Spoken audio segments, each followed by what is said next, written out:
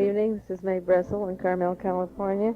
This is tape number 362A, and it is November the 10th, 1978. This tape is going to be part of a series of, like I did with the SLA recently, and Evel Younger and the House Select Committee on Assassinations. There'll be a few other topics brought in, but for the most part, I believe that I'll be doing 1 to 2 to 3 weeks probably on the new Pope and the Vatican and the politics of religion and possibly getting ready for World War III. Before I get into that, I want to mention that Tom Davis in Capitola has a new mailing list. His address is Box 1107 in care of Research. That's Aptos, California. His store's in Capitola, but his mailing address is Aptos. I have that on one of my sheets for those of you that get the tapes regularly, and it's in California 95993. And for 25 cents, send a self-addressed stamped envelope, or I believe he staples them. There's 6 pages of categories of books available for the holidays, and the list is $25 to cover the cost of printing for the 6 pages. And there is no reason to be hesitant in ordering these books. You can start at $1. Some of them go on up to $20, some that are hard to get. But Tom has made a point of collecting books that are available for researchers on many, many categories here of the assassinations and conspiracies, and an endless division of subjects, such as I've given you in a tape on my library catalogs. I get my books from him. And I think it's time for people to support those people that make an effort to invest in this information so you can have it. Several people came to my house a few weeks ago from the Berkeley area and needed some books that I had, and I mentioned buying them from Tom, and I think the woman made a remark, well, I can get them up in Berkeley. I really feel that you should support this project of his. He's invested this money in having these books for you, and they are available. And if you're going to buy anybody a Christmas card for 25 cents or more, if you're going to send a holiday greeting for 25 cents or more, why don't you send money to Tom and get a book list and turn people on to the books that are available? Just reading the categories is a trip in itself. As a matter of fact, you can send me a self-addressed stamped envelope and send people a list of the tapes for 25 cents to cover the printing. Again, I can send you packages with lists of all tape cassettes available since March of 1977. And instead of sending greeting cards and wasteful items that you purchase at the store, give people a list of what is available. They may just want something, one subject that will turn them on, and then they'll go on to the next subject and reach out and see the interconnecting links. I think it's very important to turn new people on, and don't fall into the category of thinking, well, my conservative relative or my cousin or various son-in-law or sister or brother isn't interested in this material. The people that you least expect will be interested in are sometimes the people that you depend upon, your friends, your buddies, the people that you think are so liberal, so enlightened, intelligent, concerned. They turn their backs faster than the other people that you least suspect of turning on to this information. I found that over and over again. I began by wanting to share what I was finding out with the people that I thought were politically liberal or politically active and concerned about making the world a little better place. And each one of them slammed the door, the ones that I originally had met when I first started my research, and they got a little peek at what was happening and said, no, thank you. And then I picked up other people that became interested and communicated and shared their research where I least expected it. So you can send to Tom for a list or send him a check for a few copies of lists and mail them to people or enclose them in packages. Spend 25 cents less on a gift that you're going to give, or 50 cents less for any given person. If you're going to spend $5, spend $4.50 and maybe send them a list of tape cassettes and the accompanying books that go with them, because that's where my source of information comes from. Besides the papers that I read, the congressional records and the hearings, a lot of this is done by fine people writing books and doing the research. And I suggest that you think about that with the holidays coming up, or send somebody a book with a book list of other books. There's any price range, you name it, it's there. There is no other gift that you can give that is as lasting. This is a gift of life, because the keys to your survival, I believe, are in this information if people would use it. There's enough printed now to demand changes, but people aren't using it. We don't need any more new books. Just use the old material and get it out. And I dwell on this because the holidays are coming, and it is a time of giving. And the best thing you can do is to turn somebody on that you least suspect or people that you know well. And if you think they don't like it, so what? There's people that might need it the most. Just give it to them and see if we can't turn on new readers and new listeners to help spread this information. This evening, November the 10th, and last night, November the 9th, are the 40th anniversary of the Night of the Broken Glass in Germany. This phenomenon was only mentioned at the time of the Holocaust. There are very few people in Germany or in the United States that have been taught what took place in 1938 in Germany. The second secretary of the German embassy in Paris was assassinated, and that was the night that triggered off the excuse for Adolf Hitler to go after the Jews as he promised.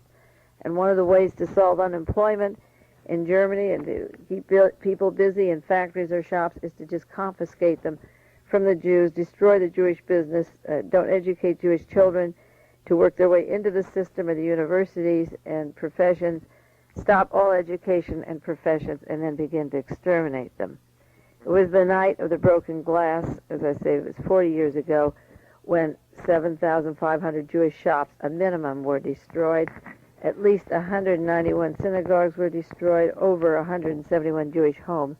They just tore in and cut people apart. They not only broke the glass and smashed the furniture, but a woman who came from Germany who took care of my grandmother when she was quite aged, was a German refugee, and members of her family were cut apart in front of her in her home.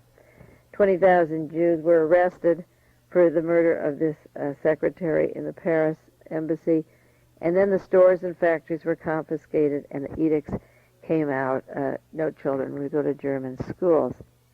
Of course, November the 9th, 1978, in St. Paul, Minnesota, there was a celebration for the Night of Glass, Nazi style. A synagogue was broken, smashed, thousands of dollars of damage, and there were signs on the synagogue painted, "Hitler lives." They must be listening to World Watchers tapes, or they know and I know that Hitler does indeed live. The overriding message of Dialogue Conspiracy on KLRB for 7 years and the World Watchers now on private tapes for already a half a year has always been that fascism, totalitarian dictatorship, doesn't just appear. It happens, it's planned, and it is manipulated by a certain group of individuals whose names run throughout the history of our times from 1919 up to the present time. I've made a study of finding out who gives the orders, how they got the power, how they kill and assassinate to maintain the order, and how they cover up the murders and the conspiracies by which the government officials maintain their power. They do that through the media, the courts, the medical profession, and the police and investigative bodies. During the last 8 years of research, I've escalated my interest away, or along with Lee Harvey Oswald and his Nazi friends, to the larger connections of Oswald, specifically to Argentina and to Poland and New Orleans and the Washington, D.C., Dallas connections, which includes the Netherlands and Britain directly and indirectly, but the physical relationship of Lee Harvey Oswald to his friends, specifically Alexander Zeiger, who came from Poland and went to Argentina and then to the Minsk radio factory in the Soviet Union. And the Polish connection has always been of interest to me. At the time that the Pope died, when Pope Paul I died, I was concerned about the amount of deaths in the Vatican, and so were other people. We'll go into that more in detail in other tapes or the rest of the tape today. I was concerned about the deaths that took place in the Vatican of a cardinal from China, one from Moscow from Russia, another one from Poland, and another ambassador to the Vatican from Turkey who died in June of 78, and then the Pope himself died. And when you get that many deaths, you want to know sub bono, or who gains, what is happening with all these deaths in the Vatican. And I'm not the only one who is questioning these deaths. There have been many articles in Europe and in the United States about the quick death of Pope John Paul I. When this happens, when so many deaths accompany the death of a pope, it's time to take a hard look behind the scenes. It was June the 10th, 1978, when an ambassador, Taha Karim, he's 62 years old, was wounded in the neck and shoulders and slain, and he was the ambassador to the Vatican from Turkey. 3 ambassadors from Turkey have been killed. That was in June. But then Archbishop Nicodim, I can't pronounce it properly, I'm sure, from the World Council of Churches, one of their 6 presidents, member of the Greek Orthodox Church, died on the lap of Pope John Paul I when he went to see him at the Vatican. Now, this particular archbishop, not a cardinal, was instrumental in bringing Russian Orthodox Church into the World Council of Churches in 1961. And those of you that have the Torbat document have read sections of the allegations of the World Council of Churches and the Russian Tsars and the Tsarist exiles and their role in the assassination of John Kennedy. And at the time that he was instrumental in bringing the Russian Orthodoxy into the World Council of Churches in 61 was the exact period when Alexander Zeiger, again in Minsk, was introducing Marina Oswald to Lee Harvey Oswald, because without Marina's testimony, there'd be no case against Lee Harvey Oswald for killing the President of the United States. This archbishop died, as I say, on the lap of John Paul I. If you don't have the Torbat document, again, you can get it for $15 from Tom Davis at Research, and this would incorporate it, and this would make a wonderful Christmas present for somebody to give to you or for you to buy for another person. I don't want to get too far off the track with this Polish Pope and his links to I.G. Farben and the Nazis in the Polish area that I'm very suspicious of. But I want to turn you on to an article in Forbes, if you can get it from the library, October the 30th, 1978. It's about a corporation, the Schlumberger operation. It's called A Singular and Mysterious Giant. Schlumberger's chairman and chief executive, Jean Ribaud, is head of Schlumberger's, and it goes into their multi-billion-dollar oil field service agency that's set up in Louisiana, Nigeria, the North Sea, and Kuwait. It was Jean de Menil, the head of Schlumberger. This one is Jean Ribaud, Russian Tsarist exile, the president of Schlumberger, who used his company in 1960 to 62 to smuggle hand grenades and mines and missiles for double check, the CIA front that was going to invade Cuba, and the Schlumberger name was put on boxes with false labeling. The operation involved the connections of the white Russian community, the Russian exiles, the solidarists, and Jean de Menil was the front for this operation and the assassination teams that were planning to kill Fidel Castro and then went on and were responsible for the killing of John Kennedy. John de Menil's group, Schlumberger, had Paul Rygotorodsky connected with them. This is all in the Torbat document. And the links of the espionage arm of the Solidarists, the White Russians, the Polish Tsarists, to the Orthodox Eastern Church is gone into. The World Council of Churches and the espionage links is gone into in the Torbat document.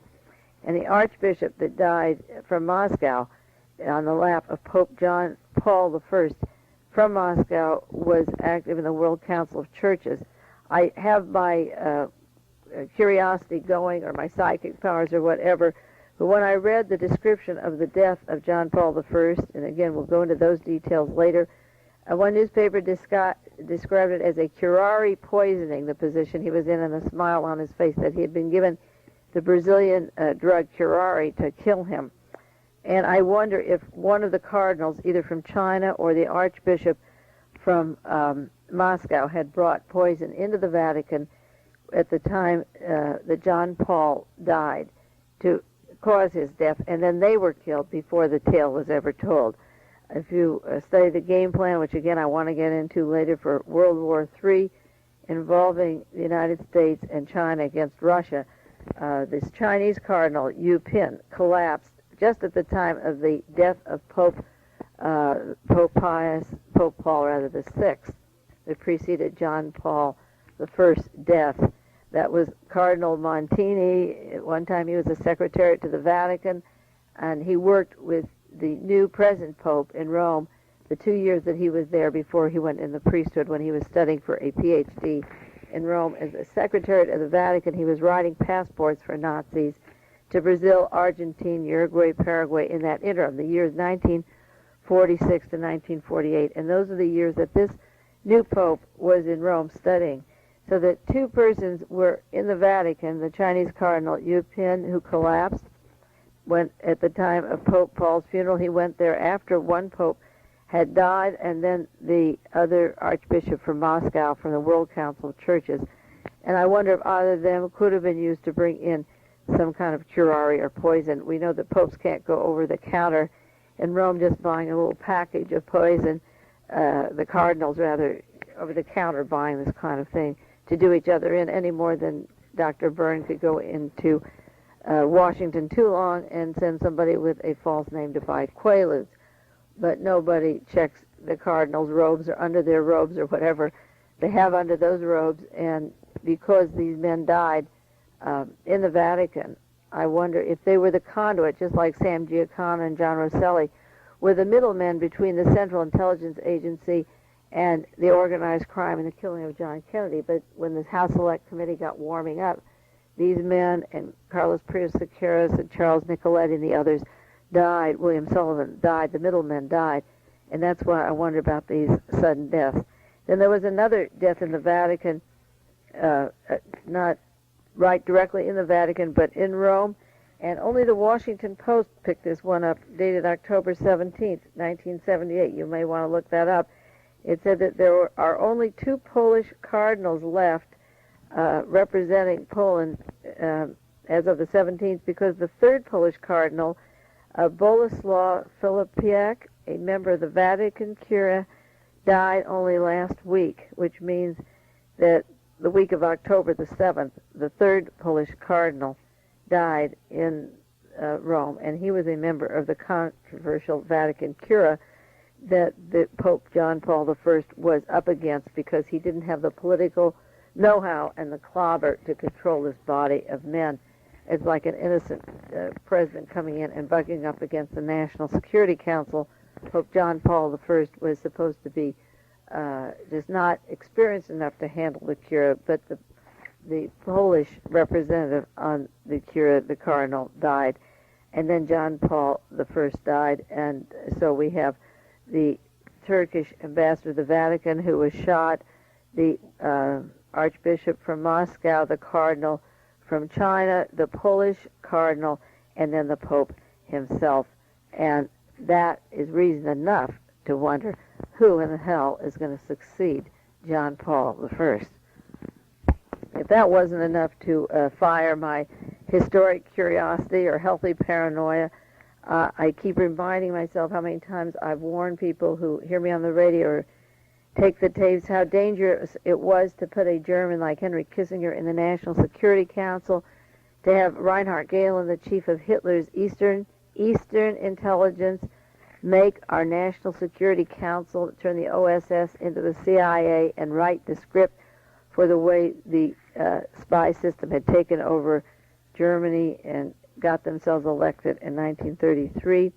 And of course, I've done tapes on Brzezinski and Solzhenitsyn, but the danger of having Brzezinski as the tool, this Polish, czarist, vicious man, genocidal, part of the trilateral Bilderbergers, running the National Security Council, the lackey for the Rockefeller combines and all the others too, the DuPonts and the Henry Fords, and the same gangs that gave us World War I and II, hand-selecting a Polish pope, knowing him in advance, blocking the Italian election so that the German and the American cardinals and the Argentine and the Brazil cardinals got on a very narrow vote the Polish pope in, handpicked.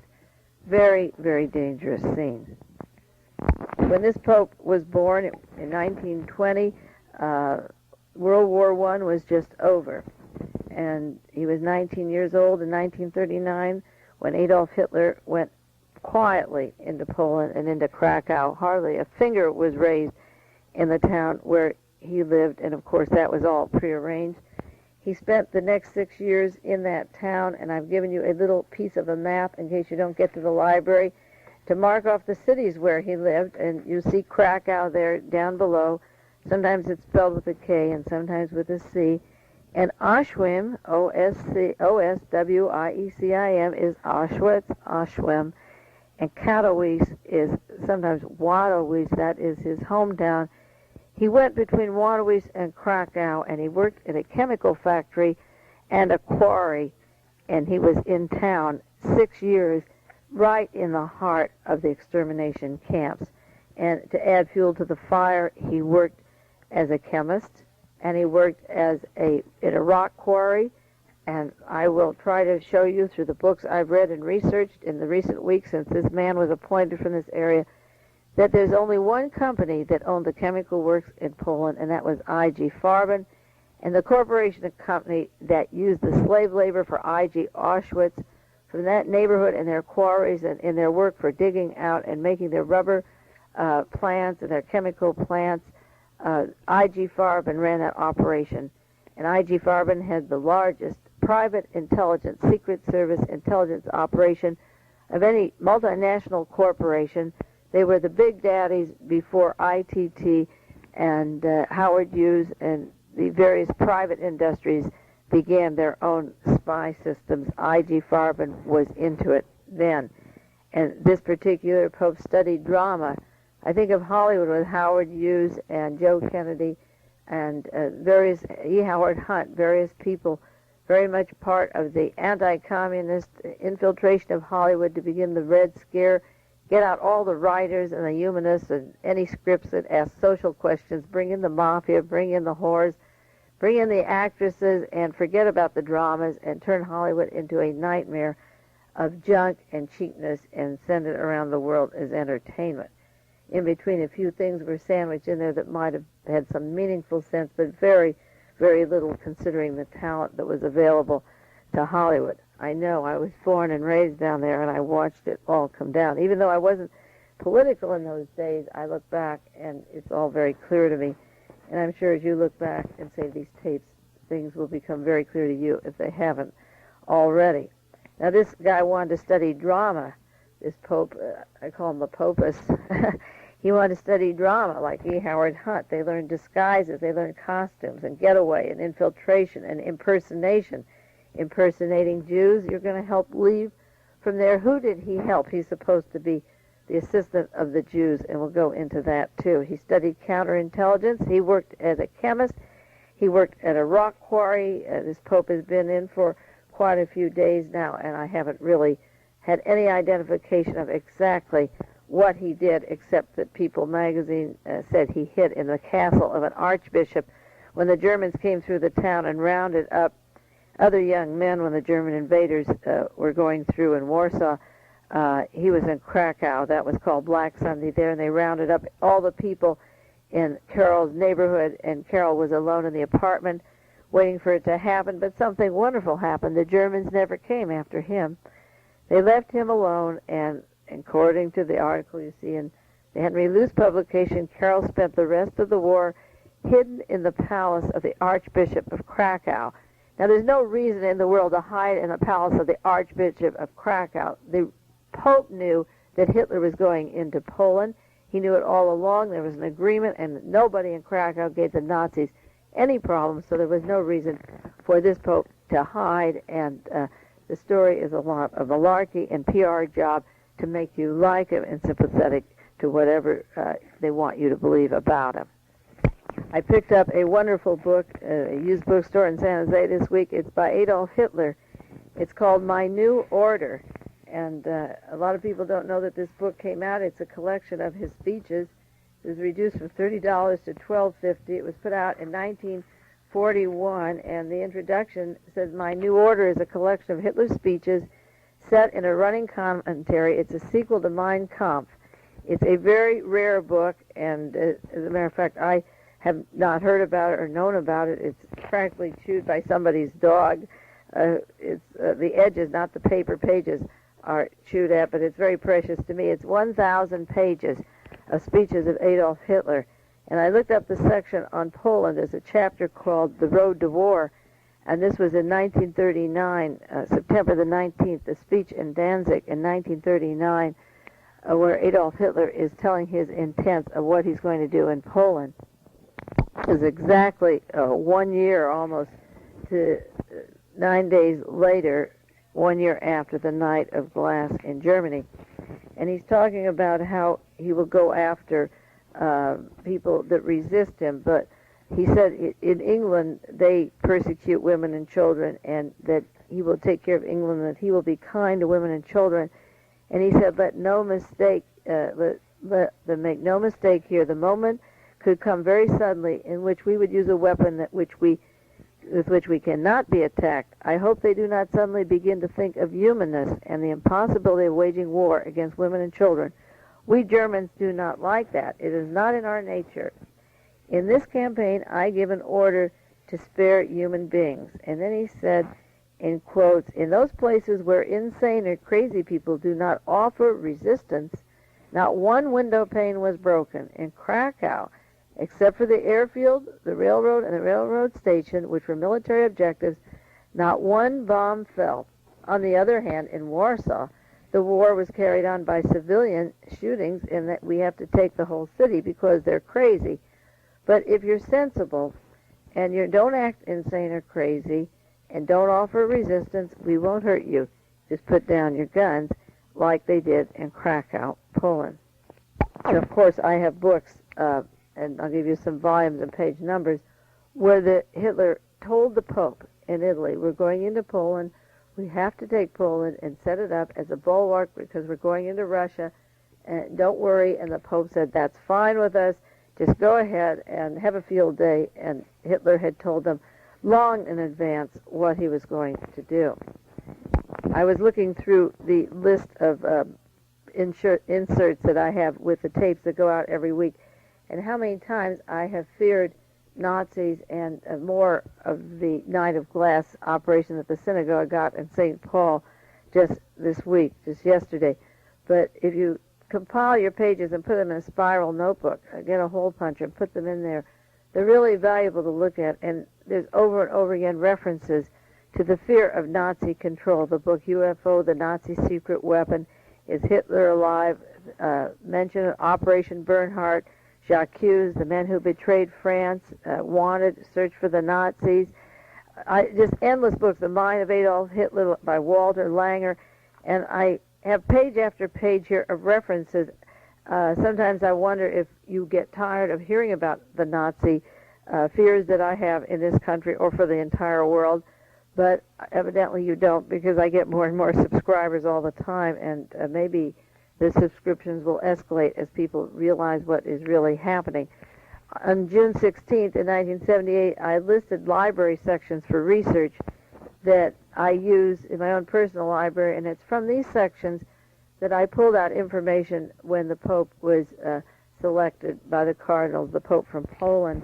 The history book sections from 1914 to 1945 that I talk about under the Breaking the Versailles Treaty, the plans to import Nazis to the United States and send them all over the world, the 1946 to 1950 Nazification of the world, the Alger, his case, the Rosenberg, the Korean War, the Cold War, the House on American Activities, and of course our Hollywood scares, and the 1960s and 70s, the Reverend Moon, the riots, assassinations, and the increase of Nazis in Greece, Brazil, Chile, Zaire, West Germany, England, and all around the world, including the United States.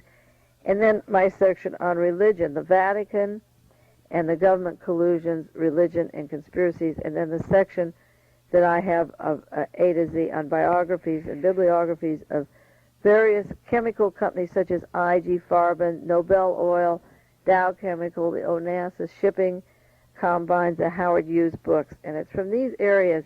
And I mentioned the Bormann Brotherhood and Hitler's agents, and parts of Adolf Hitler. And it's from these sections, from the history books and the religious books, that I pulled out my material to begin studying some more. I have the books here, and I've read many of them, and some I buy to put away to read in the future because I know they'll be important. And I've been escalating my library, and if I had more money, I'd get more books and put them away. on this era. You just run out of money, unfortunately, unless I had some secret source. I have to stop going to these bookstores so much. But it's these categories that you have to pull out of to study the history of Poland, of the Nazis, of the Vatican, again, of Mr. Brzezinski and the oil combines that have selected him, and he in turn has selected the new pope. Let me remind you that when my first article came out about how was Martha Mitchell kidnapped and the first links of Watergate to Nazis to the American assassination syndrome, I got a letter December the 10th, 1972, which Paul Krasner published in Another Realist, from Andres Papandreou, who was kicked out of Greece. He was running for elections in April of 67, and he was threatened with knives and sent to Canada. He wasn't killed, and he had read my article and thanked me for appreciating the fact and understanding how it happened that Greece went under a dictatorship. That is one of my most precious letters that I saved, and with that we'll go to side 2 of this tape of talking about a dictatorship around the world that could be linked to the Vatican at this time.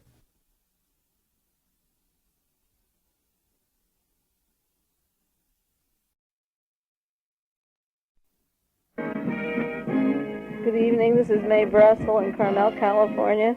This is tape number 362, side B, November the 10th, 1978.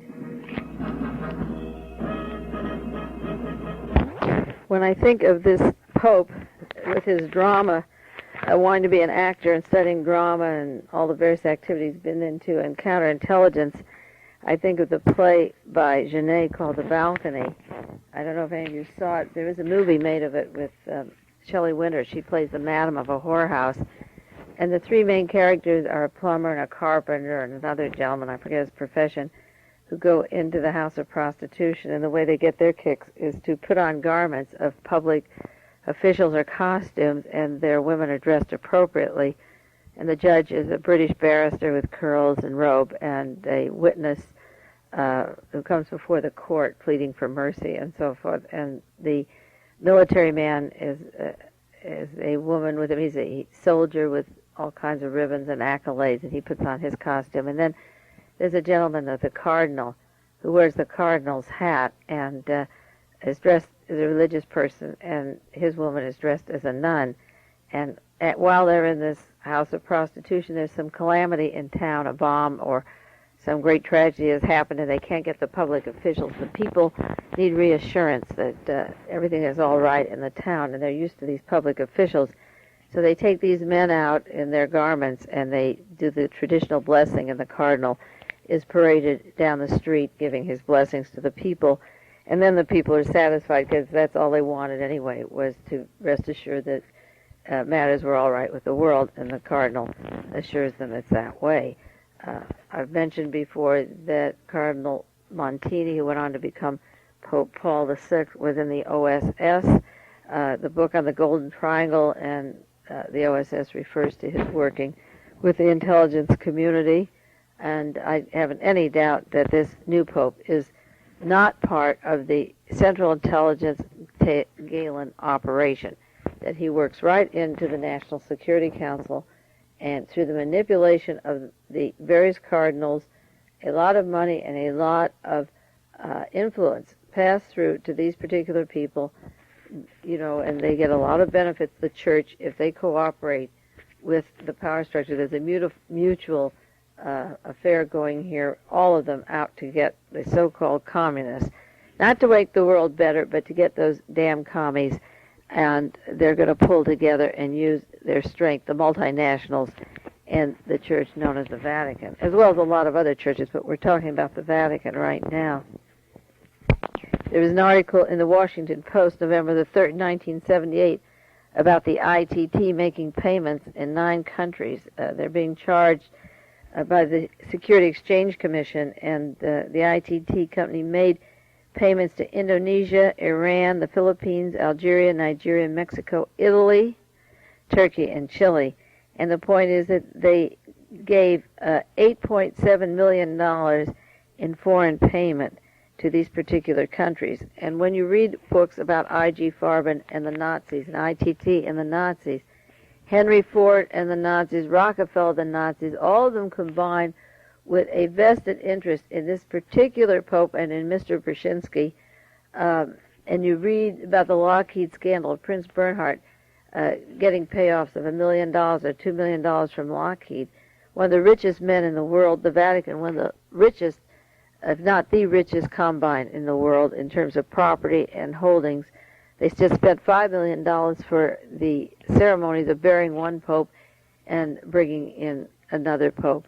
That cost $5 million. But how do we know what agents and what subterfuge the ITT would use to manipulate, to get rid of that one gentle, kind, peace-loving Pope John Paul I? How do we know what money and effort goes into silencing people, manipulating, and treating him in the manner that they did? We know that this clandestine money is going overseas. The board of directors, the stockholders, allegedly don't even know, the ITT people, that a little sum of $8.7 million changed hands. And when you read the role that ITT had in Nazi Germany, in Watergate at the present time, with its interlocking connections to all these fascist links, I'm sure that a little penny of this goes into some of the cover-ups, whether it's for the news media that praise this particular gentleman or create movies such as the one Billy Graham was over there making in Poland, or John Michener was making in Krakow. These people traveled to Poland. Goodness knows what it takes for the intelligence operations to set up a traveling trip. This particular pope, the Polish pope, was in the United States.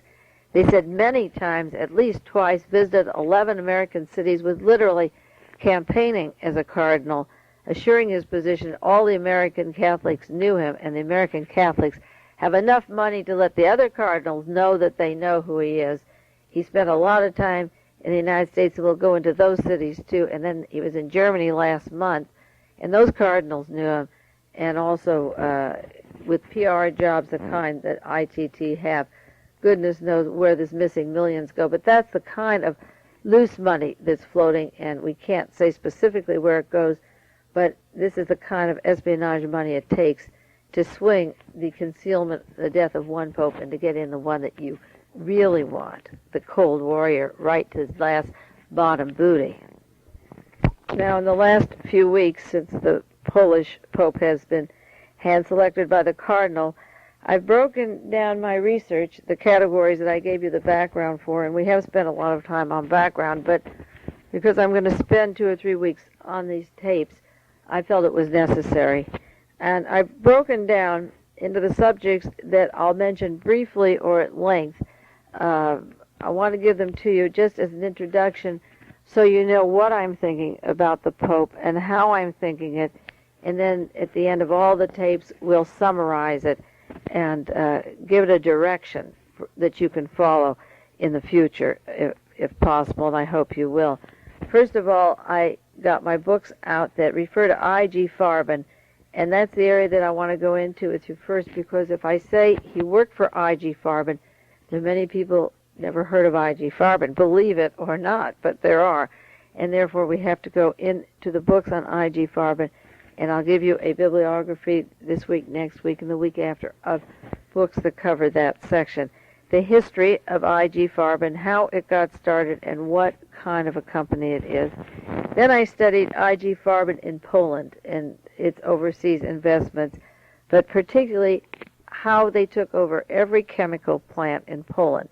And keep in mind, and I reiterate it, this young man was 19 in Poland, and he was 25 when he left, and he lived right within inches of Auschwitz, right in the heart of Exterminationville. Then I made another divider section. This is the way I work. I get in my mind certain subjects and make manila folders, and then the research that I read I put into these particular sections to see what kind of a picture or conclusions I can draw. And then I did one section on I.G. Farben and Auschwitz, the meeting of the directors of the company of I.G. Farben with Hermann Goering and Himmler and Meyer Heydrich, where they actually sat down, the Farben directors, and the heads of the solution for the Jews, the final solution, was made in the presence of the directors of I.G. Farben. Then the directions of I.G. Farben to Standard Oil.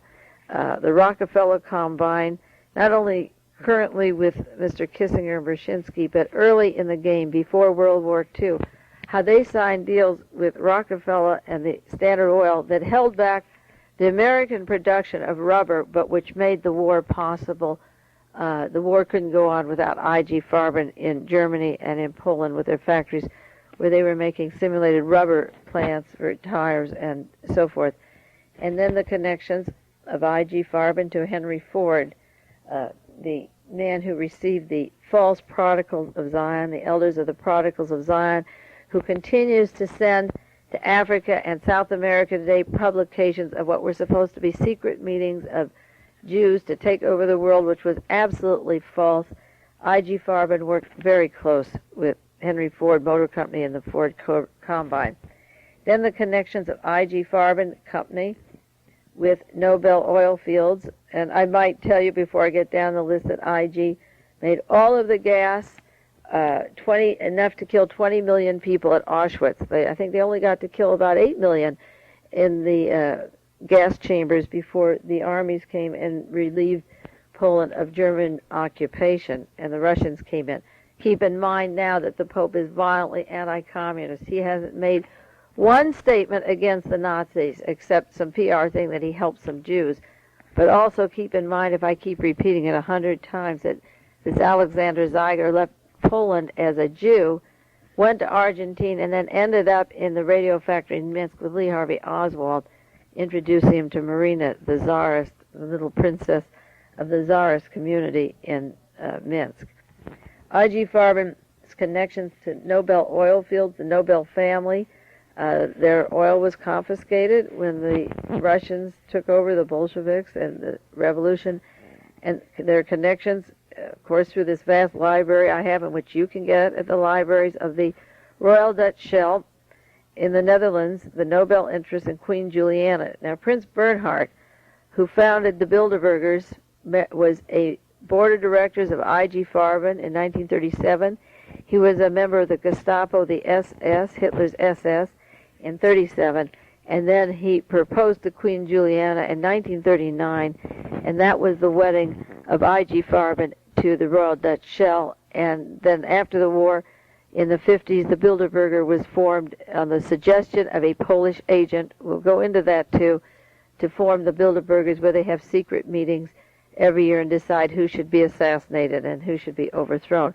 Whatever is good for I.G. Farben, I suppose, is okay with Rockefeller's, Royal Dutch Shell, Ford Motor Company, ITT, the DuPonts, the killer teams, General Electric, and so forth. Then I.G. Farben spy network, and this is where I'm suspicious that the Pope was recruited in his youth to go into their counterintelligence operation. I.G. set up a spy network around the world and sent people and businessmen and offices all over the world with their counterintelligence and spy network.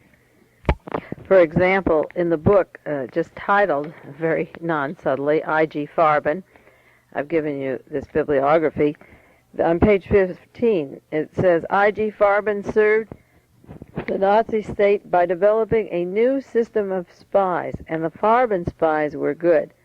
They were invisible. They belonged, and they operated in a respectable and upfront manner, you see. They set up men to salvage, as the battle was ending, from Norway to France and in Poland and in Czechoslovakia. I.G. took control of every chemical plant of importance. They were in there, right in there in the chemical plant, and this Pope worked his way through school while at a chemical plant in Poland.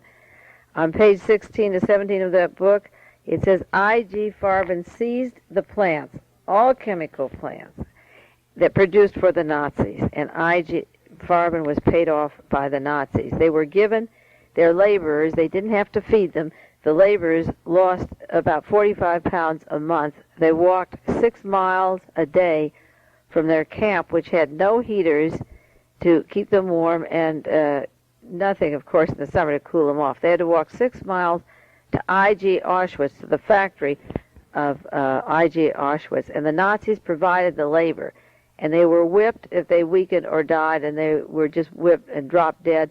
At the end of the day, they counted them to see if any had escaped, of course, and they lined up the dead bodies to make the count in front of the living ones.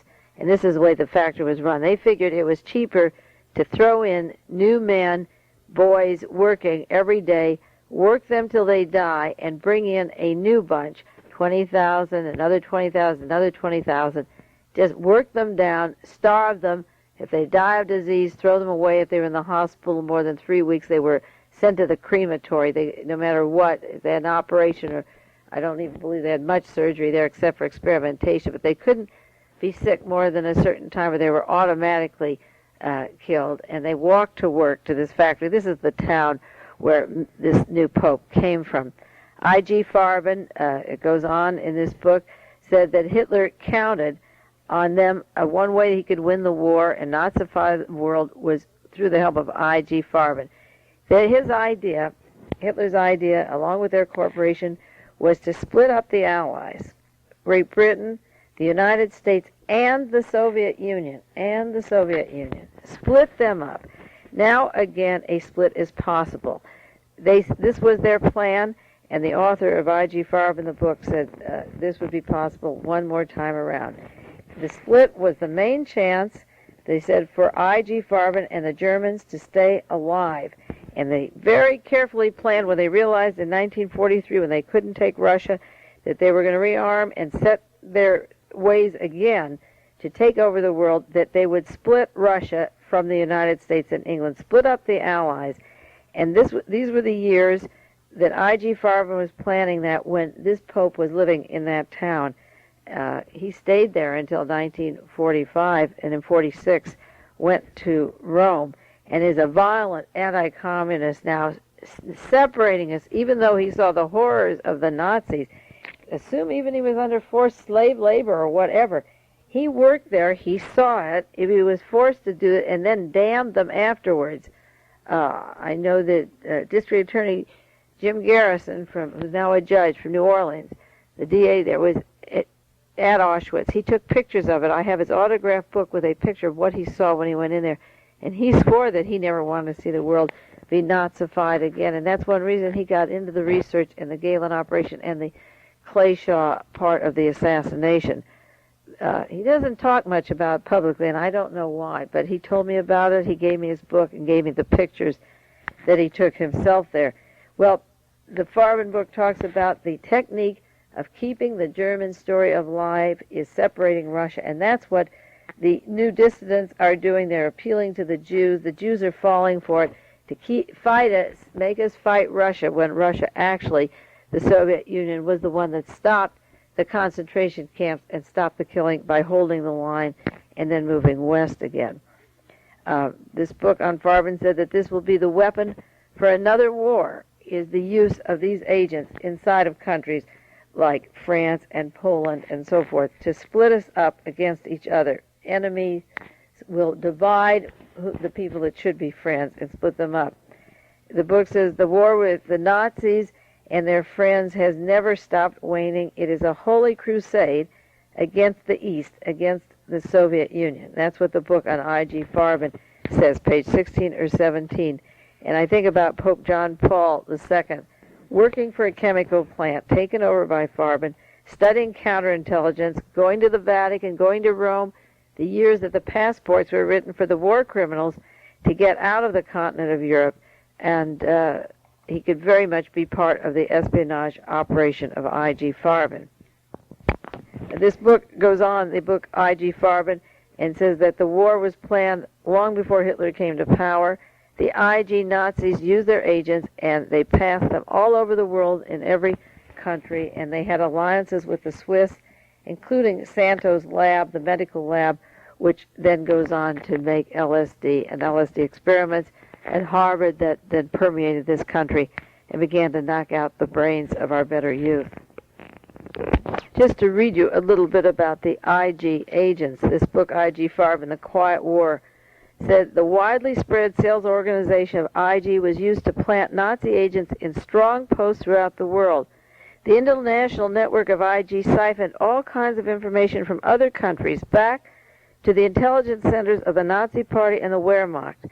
The spy of fiction is a lurid figure who emerges in disguise from the underworld.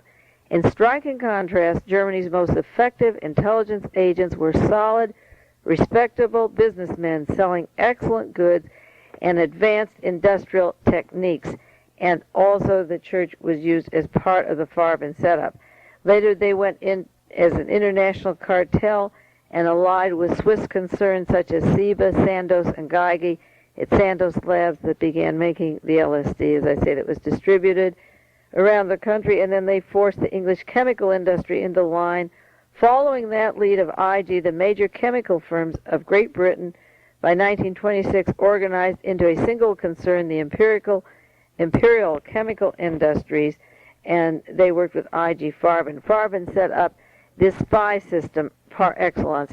So back to the studies of the Pope. I'm going to run down these categories, but this is the spy network that I believe he could be connected with. Then IG Farben went into the newspaper media business, and I will go into on other tapes with Henry Luce, the Catholic Church, Luce setting up the Bilderbergers too, along with a Pole by the name of Reitinger, Ritinger, and Henry Luce, and working with this combine. And Farben set up the newspaper news media propaganda machine for Goebbels, and it's that news media that is functioning in this country to keep the Nazi parts out of the news so carefully. Then Farben will say in The Rise of Hitler, the importance without IG Farben there would be no Adolf Hitler. The connections of Farben to oil, to rubber, to fertilizer, ammonia, and to dyes. The links of Farben to drugs, to sulfa, to aspirin, methadone, Novocaine. Then the IG Farben links to Robert Kennedy and Princess Radziwill, the sister of Jacqueline Kennedy Onassis, and her influence on the Attorney General Robert Kennedy to let Farben begin building up their empire again after World War II. Robert Kennedy did that for his dear sister-in-law, Princess Radziwill, the sister of Jacqueline Kennedy Onassis. Farben owned AGFA Films and large photographic laboratories and filmmaking properties. And then I want to discuss the prosecution at Nuremberg of members of Farben and how they got off. A handful of them got a slap on the wrist. Also, the warnings that people were given about them after World War II and how they were ignored. The warnings after World War I, and then again setting up, as I say, the Bilderbergers after World War II with Prince Bernhard from the board of directors of IG Farben. And of course, the Farben money, a lot of it is in the Swiss banks, Credit Suisse, and in Permandex. And of course, those organizations are linked to the assassinations of John Kennedy, Robert Kennedy, and Martin Luther King, which makes the Farben Corporation very modern and hardly relegated to the history section. And then the Farben connections to South America and the fascist dictatorships, and in the United States to particular politicians. Now that is the Farben connection because they did own the chemical plants in Poland, and this Pope worked at a rock quarry at chemical plants in Poland at the Farben companies, and he lived right in the Auschwitz area of Krakow. He couldn't have missed the smell, couldn't have missed the action, and we don't know yet which factory he worked at, but it had to be owned by IG Farben. Another connecting section, entirely different section than just the Farben specifically, is the Vatican itself, and of course I'm studying the Polish power of Brzezinski and Rockefeller and Haig, the charge of NATO, the trilateral connections, and the Bilderbergers and Prince Bernhard, the Polish connections to the RCIA, DIA, National Security Agency, Council of Foreign Relations, and trilateral. The Polish power is here, and the Polish jokes, I think, that came out a few years ago are just a joke on us. I think Polish power is alive and very strong. Then the Vatican connections to the Nazis of Mr. Montini, the Secretary of the Vatican, became the Cardinal, and then the Pope and his passports into South America and China and Africa of Nazi war criminals. Then the Credit Suisse Bank, the banking for the Vatican in the Morgan Guarantee Trust, and I'll be going into the connections of Aldo Moro and Italian politics, Henry Luce, the media and the Vatican, the devout Catholics, and for a while Claire Luce was envoy to Italy, ambassador to Italy, the Vatican connections of Henry Luce, and the tying up of the media, and then the Vatican investments in the United States, the wealth in stocks and property or cash, what it means to the United States, and how it controls so much of our thinking because of their wide investments, the relationship of the Vatican to labor, and even the Vatican owns the entire Watergate Hotel. George Seldes wrote in 1968 about this $60 million building that was constructed in Washington, D.C., totally owned by the Vatican, and says it was the Watergate Hotel. And later it turns out that that's where John Mitchell has moved with his wife Martha after they've designated that Richard Nixon will be the selected president for 1968 and 1972. Rosemary Woods lives at the Watergate Hotel. Claire Luce has the largest apartment right there at the Watergate Hotel right now. An architect from Italy took care of the building. It's entirely owned, or was, and I can't imagine that they'd give it away at this point, at the Watergate Hotel. And then there's certain men in the Vietnam War of the Vatican who want us to use a full atomic war power in Southeast Asia against the Vietnamese, Cardinal Spellman and others. Cardinal Pacelli was the gentleman who pushed for the Spanish Civil War and pressured President Roosevelt not to intervene, to stay neutral, and various personalities were involved in coaxing him to stay neutral, while Italy and Germany sent in troops, and Henry Luce told us that all of the Spanish Republic were communist, and they weren't, and that bloody war took place, and the Vatican got their payoffs. ITT had the newest, biggest building in Madrid, and carried on with their corporation. They took the land back that had temporarily been given to the natives and starved out even the Catholic population, again for greed and power in Spain. The saga of the Vatican and the Civil War I won't go into so much on the tapes or in South America, except where it's pertinent to searching out, again, who is Pope John Paul II. And then in that category, besides studying the Farben connections and the Vatican power and holdings and the role of Vatican in politics, I have made about 20 different dividers or files for Pope John Paul I, where I'm putting in chronological order his life, what he did each year that I can get from the media as the story unfolds. The story of his childhood, his education with his father. His mother died when he was young. Where they said he was at a certain time, where he got his education, what he was supposed to be doing. I think this has to be checked and double-checked because there aren't any two stories that have come out yet that seem to coincide. Then the era, what was he doing during the war years?